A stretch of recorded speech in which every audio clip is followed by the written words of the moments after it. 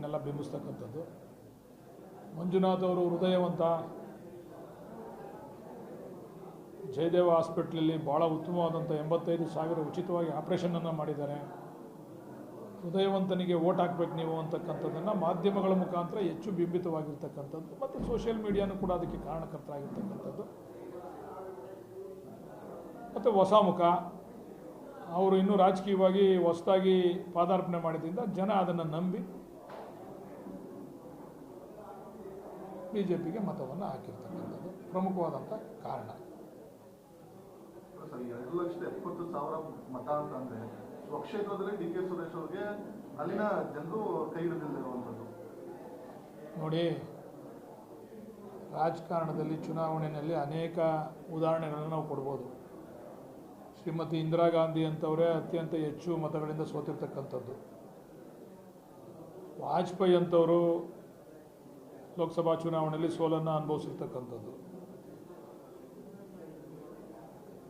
ಎಲ್ಲದಕ್ಕಿಂತ ಮುಖ್ಯವಾಗಿ ನಿನ್ನೆ ನಡೆದಂಥ ಚುನಾವಣೆಯಲ್ಲಿ ಸನ್ಮಾನ್ಯ ನರೇಂದ್ರ ಮೋದಿ ಅವರೇ 1-2 ರೌಂಡಲ್ಲಿ ಹಿಂದೆ ಇರ್ತಕ್ಕಂಥ ಉದಾಹರಣೆಗಳನ್ನು ನಾವು ನಿಮ್ಮ ಮಾಧ್ಯಮಗಳ ಮುಖಾಂತರ ನೋಡಿದ್ದೀವಿ.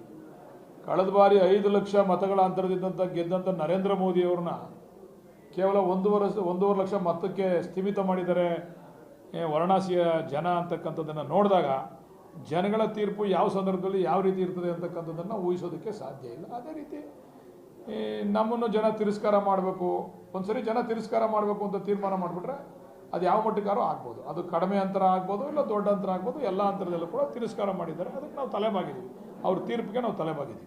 ವಿಧಾನಸಭೆ ಚುನಾವಣೆಯಲ್ಲಿ ಸಂದರ್ಭದಲ್ಲಿ ಸುರೇಶ್ ಅವರ ಕೆಲಸ ಏನಿದೆ ಎಲ್ಲವೂ ಕೂಡ ಕೈ ಹಿಡಿದಿದ್ದು ತಮ್ಮ ಗೆಲುವಿಗೆ, ಶಾಸಕರ ಗೆಲುವಿಗೆ. ಆದರೆ ತಾವು ಅವ್ರನ್ನ ಗೆಲ್ಸ್ಕೊಬಾರಕ್ಕಾಗಿಲ್ಲ. ನಾನು ಈಗಾಗಲೇ ಮೊದಲೇ ಪ್ರೆಸ್ ಮೀಟ್ನಲ್ಲಿ ಹೇಳಿದೆ, ಅವರು ನಮ್ಮನ್ನು ಗೆಲ್ಲಿಸೋದ್ರಲ್ಲಿ ಸಫಲ ಆದರು, ನಾವು ಅವ್ರನ್ನ ಗೆಲ್ಲಿಸೋದ್ರಲ್ಲಿ ವಿಫಲ ಆಗಿದ್ದೀವಿ.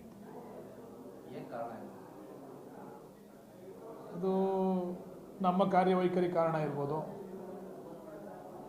ಅಥವಾ ನಾನು ಹೇಳ್ದಂಗೆ ಇವತ್ತಿನ ರಾಜಕೀಯದ ವಾತಾವರಣನೂ ಕೂಡ ಕಾರಣ ಇರ್ಬೋದು. ಅನೇಕ ಕಾರಣಗಳಿರ್ತವೆ, ಒಂದೇ ಕಾರಣದಿಂದ ಚುನಾವಣೆ ಆಗೋದಿಲ್ಲ. ಅನೇಕ ಕಾರಣಗಳಿರ್ತವೆ, ಒಂದೊಂದು ಕಾರಣ ಒಂದೊಂದು ರೀತಿ ಒಂದೊಂದು ಸಲ ಪ್ರಜ್ವಲಿಸ್ತವೆ. ಈಗ 2018ರಲ್ಲಿ ನನ್ನನ್ನು ಜನ 52,000 ಮತಗಳಿಂದ ತಿರಸ್ಕಾರ ಮಾಡಿದ್ರು. ಅದೇ ರೀತಿ ಈ ಬಾರಿನೂ ಕೂಡ ಆಗಿದೆ ಅಂತಕ್ಕಂಥದ್ದು ನನ್ನ ವೈಯಕ್ತಿಕವಾದಂಥ ಅಭಿಪ್ರಾಯ. ಜನನೇ ಓಟ್ ಹಾಕಿರ್ತಕ್ಕಂಥದ್ದು, ಯಾವ ಮುಖಂಡರು ಬಂದು ನಾವು ಓಟ್ ಹಾಕ್ಸಿದ್ದೀವಿ ಅಂತ ಎದೆ ಮುಟ್ಕೊಂಡು ಹೇಳ್ತಕ್ಕಂಥ ವಾತಾವರಣ ಏನಿಲ್ಲ ಇಲ್ಲಿ. ನಾವೇನೋ ಯಾವ ಕಾರ್ಯಕರ್ತರು, ನಾವು ನಮ್ಮ ಕಾರ್ಯಕರ್ತರು ಮಾಡಿದಷ್ಟು ಕೆಲಸನೂ ಕೂಡ ನಮ್ಮ ವಿರೋಧಿ ಕಾರ್ಯಕರ್ತರುಗಳು ಮಾಡಲಿಲ್ಲ. ಆದರೆ ಸಮೂಹ ಸನ್ನಿ ಅಂತ ಹೇಳ್ತಾರಲ್ಲ, ಹಂಗೆ ಜನ ಈ ಬಾರಿ BJP ಓಟ್ ಹಾಕಬೇಕು ಅಂತಕ್ಕಂಥದ್ದು ಒಂದು ಭಾವನೆ ಆದರೆ, ಮಂಜುನಾಥ್ ಅವ್ರಿಗೆ ಓಟ್ ಹಾಕಬೇಕು ಅಂತಕ್ಕಂಥದ್ದು ಎರಡನೇ ಭಾವನೆ. ಜೊತೆಗೆ ಕಾರ್ಯಕರ್ತರುಗಳು ನಮ್ಮ ಚುನಾವಣೆಯಲ್ಲಿ ಏನು ಸೋಲನ್ನು ಕಂಡಿದ್ರು ಆ ಕಾರ್ಯಕರ್ತರು ಕೂಡ ಸಂಘಟಿತರಾಗಿ ಕೆಲಸ ಮಾಡಿರ್ತಕ್ಕಂಥ. ಕಾಂಗ್ರೆಸ್ ಸರ್ ಗ್ಯಾರಂಟಿಗಳ ಮೇಲೆ ಚುನಾವಣೆಯನ್ನು ಎದುರಿಸಿದ್ರು, ಆಗ ಗ್ಯಾರಂಟಿಗಳಿಗೆ ಕೈ ಹಿಡಿದಿಲ್ಲ ಸರ್. ನೋಡಿ, ಯಾವುದೋ ಒಂದು ಅಸ್ತ್ರ ಇಟ್ಕೊಂಡು ನಾವು ಚುನಾವಣೆಗೆ ಹೋಗ್ತೀವಿ. ಈಗ ಅದು ಕೈ ಹಿಡಿದಿಲ್ಲ ಅಂತಕ್ಕಂಥ ಮನವರಿಕೆ ಆಗಿದೆ. ನಮ್ಮ ವಿರೋಧಿಗಳು ಕೂಡ ಆ ಮಾತನ್ನು ಹೇಳಿದ್ದಾರೆ, ಗ್ಯಾರಂಟಿಗಳಿಂದ ಏನು ಪ್ರಯೋಜನ ಆಗಿಲ್ಲ ಇವರಿಗೆ ಅಂತೇಳಿ. ಈಗ ಅದನ್ನು ಪರಾಮರ್ಶೆ ಮಾಡ್ತಕ್ಕಂಥದ್ದು, ಚುನಾವಣೆ ಅಂದಮೇಲೆ ಪಟ್ಟು ಹಾಕ್ತಕ್ಕಂಥದ್ದು, ಒಂದು ಪಟ್ಟಲ್ಲಿ ಸರಿ ಹೋಗಲ್ಲ ಇನ್ನೊಂದು ಪಟ್ಟು ಹಾಕಬೇಕು ಅಂತಕ್ಕಂಥ ತೀರ್ಮಾನ ಮಾಡಬೇಕಾಗಿರ್ತಕ್ಕಂಥದ್ದು ನಮ್ಮ ಮುಖಂಡರುಗಳು. ಬಹುಶಃ ಅದನ್ನ ನಮ್ಮ ಶಾಸಕಾಂಗ ಪಕ್ಷ ಸಭೆ ಕರೆದಂಥ ಸಂದರ್ಭದಲ್ಲಿ ಇವೆಲ್ಲ ಚರ್ಚೆಗೆ ಬರ್ತವೆ. ಸರ್, ನೀವು ಹೇಳಿದ್ರಿ ಸರ್, ಅದ್ರ ಬಗ್ಗೆ ಚಿಂತನೆ ಮಾಡಬೇಕಾಗುತ್ತೆ. ಲೋಕಸಭಾ ಚುನಾವಣೆಯಲ್ಲಿ ಮತದಾರರು ಕೈ ಹಿಡಿಯಲಿಲ್ಲ ಅಂತಂದರೆ ಗ್ಯಾರಂಟಿ ಯೋಜನೆಗಳ ಬಗ್ಗೆ ಅಂತ ಆ ವಿಚಾರವಾಗಿ CM ಹತ್ರ ಮಾತಾಡ್ತೀನಿ ಅಂತ ಕೂಡ ಹೇಳಿದ್ವಿ. ಈಗಲೂ ಅದೇ ಅಭಿಪ್ರಾಯದಲ್ಲಿ ನಾವಿದ್ದೀವಿ. ಯಾಕಂದರೆ ಜನ ನಿಮ್ಮ ಗ್ಯಾರಂಟಿಗಳು ನಮ್ಗೆ ಅವಶ್ಯಕತೆ ಇಲ್ಲ ಅಂತಕ್ಕಂಥ ತೀರ್ಪನ್ನು ಈ ಚುನಾವಣೆಯಲ್ಲಿ ನಮಗೆ ಕೊಟ್ಟಿದ್ದಾರೆ. ಅದು ಮುಂದುವರಿಸ್ಬೇಕಾ ಬೇಡವಾ ಅಂತಕ್ಕಂಥದ್ದನ್ನು ಹೇಳಲಷ್ಟು ದೊಡ್ಡವನು ನಾನಲ್ಲ. ಅದಕ್ಕೆ ತೀರ್ಮಾನ ಮಾಡಲಿಕ್ಕೆ ದೊಡ್ಡ ದೊಡ್ಡ ನಾಯಕರುಗಳಿದ್ದಾರೆ, ಮುಖ್ಯಮಂತ್ರಿ, ಉಪಮುಖ್ಯಮಂತ್ರಿ, ಮಂತ್ರಿಮಂಡಲ ಎಲ್ಲ ಇದೆ. ಅವರೆಲ್ಲ ಚರ್ಚೆ ಮಾಡಿ ಪರಾಮರ್ಶೆ ಮಾಡಿ ಆಮೇಲೆ ತೀರ್ಮಾನ ತೆಗೆದುಕೊಳ್ತಾರೆ. ಈಗ ನಾವು ಕೂಡ ಪಟ್ಟನ್ನು ಬದಲಾಯಿಸಬೇಕಲ್ಲ. ಆ ಪಟ್ಟಲ್ಲಿ ಹೋಗೋಕ್ಕಾಗಲ್ಲ. ಈ ಪಟ್ಟು ಸರಿ ಇಲ್ಲ ಕಂಡ್ರೆ ನಿಮ್ಮ ಚುನಾವಣೆಯಲ್ಲಿ ನಿಮ್ಗೆ ಸೋಲಿಸಿದೆ ಈ ಪಟ್ಟು ಅಂದಾಗ ನಾನು ಅದೇ ಪಟ್ಟು ಹಾಕ್ತೀನಿ ಅಂತ ಹೋಗೋಕ್ಕಾಗಲ್ಲ. ಬೇರೆ ಪಟ್ಟನ್ನು ಉಪಯೋಗಿಸ್ಬೇಕಲ್ಲ. ಅದು ನಮ್ಮ ಅಭಿಪ್ರಾಯ, ನಾನು ಹೇಳ್ಬೋದು. ಬಟ್ ತೀರ್ಮಾನ ಅವ್ರದ್ದು. ನುರಿತ ರಾಜಕಾರಣಿಗಳಿದ್ದಾರೆ, ಅನೇಕ ರಾಜಕೀಯ ಅನುಭವ ಇರತಕ್ಕಂಥ ಮುಖಂಡರುಗಳಿದ್ದಾರೆ ನಮ್ಮ ಪಕ್ಷದಲ್ಲಿ. ಅವರೆಲ್ಲ ಕೂತು ಚರ್ಚೆ ಮಾಡಿ ತೀರ್ಮಾನ ಮಾಡ್ತಾರೆ. ಹಂಗೆ ಯಾಕೆ ಪಾಪ ಒಂದೇ ಜಾತಿ ಮೇಲೆ ಓರಿಸ್ತೀರಾ? ಒಕ್ಕಲಿಗರ ಮೇಲೆ ಯಾಕೆ ಓರಿಸ್ತೀರಾ? ನೀವೇ ಹೆಂಗೆ ತೀರ್ಮಾನ ಮಾಡಿದ್ರಿ? ಒಕ್ಕಲಿಗರಿಗೆ ಓಟ್ ಹಾಕಿರೋದು ನಿಮ್ಗೆ ಏನೋ ಗೊತ್ತಿದೆಯಾ? ನಾನು ಹೇಳಿಲ್ವ, ಜನರಲ್ ಆಗಿ ಒಕ್ಕಲಿಗರ ಮತಕ್ಕೆ ಕಂಪೇರ್ ಮಾಡಿಕೊಂಡ್ರೆ ಬೇರೆ ಮತಗಳು ಜಾಸ್ತಿ ಇದಾವಲ್ವ, ಅಹಿಂದ ಮತಗಳು ಜಾಸ್ತಿ ಇದ್ದಾವೆ. ಅಹಿಂದ ಮತಗಳು ಕೈ ಹಿಡಿದ್ರೆ ನಾವು ಸೋಲ್ತಾ ಇರಲ್ವಲ್ಲ. ಒಬ್ಬೊಬ್ರದ್ದು ಒಂದೊಂದು ವಿಶ್ಲೇಷಣೆಗಳು ಇರ್ತವೆ.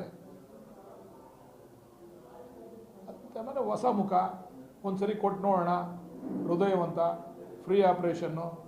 ಮುಂದೆ ಈ ರಾಜ್ಯದಲ್ಲಿ ಈ ದೇಶದಲ್ಲಿ ಮೋದಿ ಸರ್ಕಾರ ಬರ್ತದೆ, ಇವರು ಆರೋಗ್ಯ ಮಂತ್ರಿ ಆಯ್ತಾರೆ ಅಂತೇಳಿ ಭಾಷಣ ಮಾಡಿರ್ತಕ್ಕಂಥದ್ದು. ಆರೋಗ್ಯ ಮಂತ್ರಿ ಆದರೆ ಎಲ್ರಿಗೂ ಕೂಡ ಈ ರಾಜ್ಯದ ಜನತೆಗೆ, ಅದರಲ್ಲೂ ಕ್ಷೇತ್ರದ ಜನತೆಗೆ ಉಚಿತವಾದಂಥ ಆರೋಗ್ಯ ಸೇವೆ ಸಿಗ್ತದೆ, ಆಪ್ರೇಷನ್ ಮಾಡ್ತಾರೆ. ಅಕಸ್ಮಾತ್ ಅಧಿಕಾರ ಸಿಗದೇ ಇದ್ರೂ ಕೂಡ ಅವರ ಹಾಸ್ಪಿಟ್ಲಲ್ಲಾದರೂ ಕೂಡ ಉಚಿತವಾಗಿ ಎಲ್ರಿಗೂ ಸೇವೆ ಕೊಡ್ತಾರೆ ಅಂತಕ್ಕಂಥ ಭಾವನೆ ಜನಗಳಲ್ಲಿ ಬಂತು. ಇಷ್ಟೊಂದು 85,000 ಫ್ರೀ ಆಪ್ರೇಷನ್ ಮಾಡಿರೋರು ನಾಳೆ ನಮ್ಮ ಆರೋಗ್ಯನೂ ಚೆನ್ನಾಗಿ ನೋಡ್ಕೋಬೋದು ಈ ನಮ್ಮ ಕಾನ್ಸ್ಟಿಟ್ಯೂನ್ಸಿನಲ್ಲಿ ಅಂತಕ್ಕಂಥ ಭಾವನೆ ಬಂದಿದ್ದರಿಂದ ಜನ ವಾಲಂಟ್ರಿಯಾಗಿ ಓಟ್ ಹಾಕ್ಬಿಟ್ರು. ಪ್ರತಿಯೊಬ್ಬ ವ್ಯಕ್ತಿಗೂ ಕೂಡ ಆರೋಗ್ಯನೂ ಕೂಡ ಭಾಳ ಮುಖ್ಯ ಅಲ್ವ ಇತ್ತೀಚಿನ ದಿವಸಗಳಲ್ಲಿ.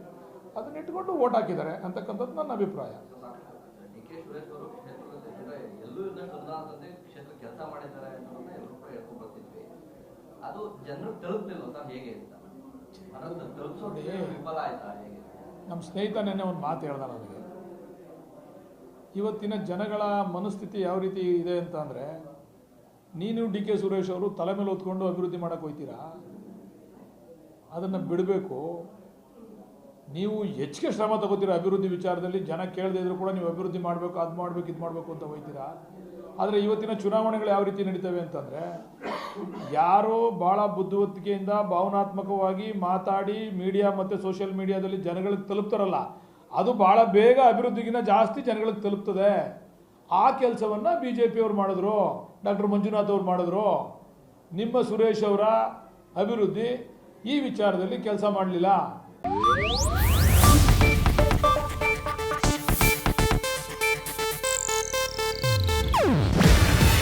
ಇದು ಏಷ್ಯಾನೆಟ್ ನ್ಯೂಸ್ ನೆಟ್ವರ್ಕ್ ಪ್ರಸ್ತುತಿ. ನೀವು ನೋಡ್ತಿದ್ದೀರಾ ಏಷ್ಯಾನೆಟ್ ಸುವರ್ಣ ನ್ಯೂಸ್.